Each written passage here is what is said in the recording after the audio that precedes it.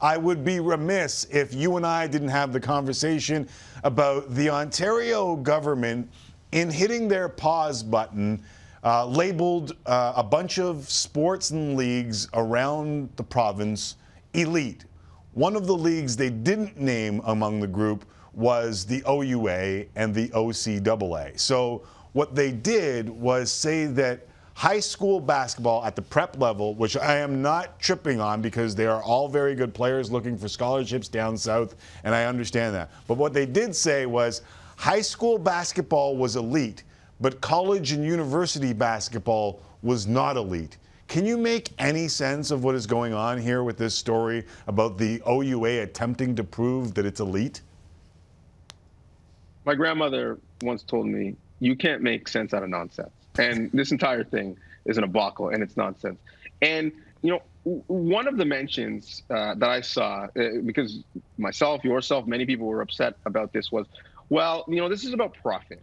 And the government is going to put forth things that or make profit. And so some of the things that are put forth, CHL certainly, even if you want to argue that, you know, high school basketball at that level in Ontario is a for-profit business. You want to have that conversation? Sure. But can we put the list back up? I'm sorry. People making money off of under 19 baseball nowadays?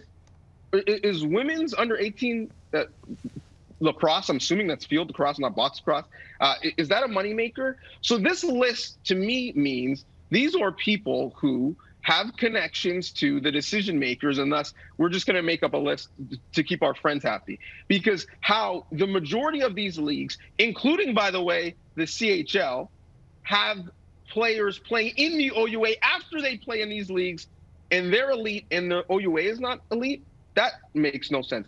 Furthermore, when you look at the Summer Olympics that just passed, when you look at the upcoming Winter Olympics, and you look at the amount of not just university sport athletes, administrators, coaches, trainers, but OUA athletes, administrators, coaches, trainers, sounds pretty elite to me on a world stage representing our country.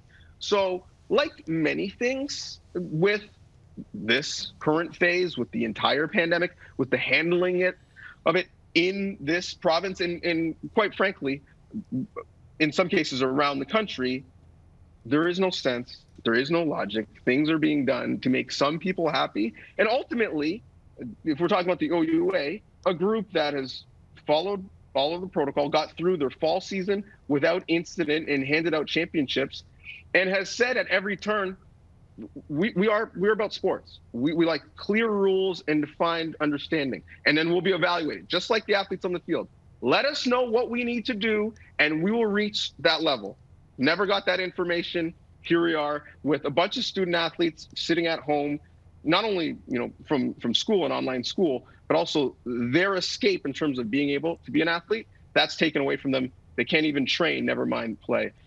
A lot of people are hurt. A lot of people are missing things. I don't want to make this seem like this is the most egregious case that we've had over the last 2-something years, but it still doesn't make any logical sense. I reached out to a couple different people. There was no process that the OUA knew about to be deemed elite, and I've reached out to the government to see if they had some sort of process and got nothing in response as of yet on how these leagues were deemed elite and the OUA wasn't deemed elite.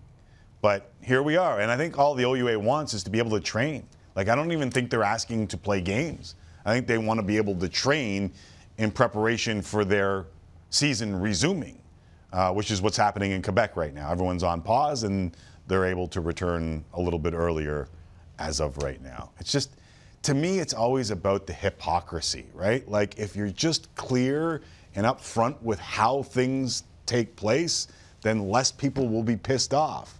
But it just seems like we're throwing bleep against the wall and we're not learning from the past. Like, to go through this is tough enough. To not learn from it is catastrophic on so many different levels, not just sports. So I'm glad you put it that way, and hopefully we can get this done for the OUA sooner rather than later.